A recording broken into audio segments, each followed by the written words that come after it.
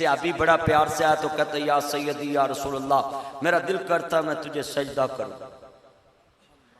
मेरा दिल करता है मैं आमना के लाल का सजदा करूं। बेटा तवज्जो मेरे वाले, बैठ जा बैठ जा भी बैठ जा यार, आगे मत आया करें यार, सारा मजमा खराब होता है, बैठ जा पुत्र बस करो, अंदर ते अगे ही तेन पता किन्नी हवस हैगी है।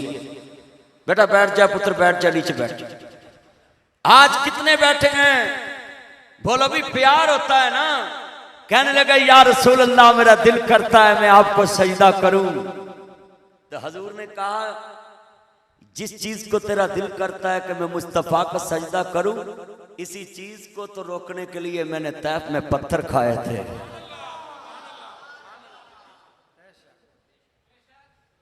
इस चीज को रोकने के लिए तो मैंने समैया के 2 टुकड़े होते देखा, इस चीज को रोकने के लिए तो मैंने जुनैरा की आंखें निकलते देखी, और मुस्तफा को मक्के की गलियों में कहना पड़ गया इस्बिरू या आले यासर व अबशिरू फिल जन्ना।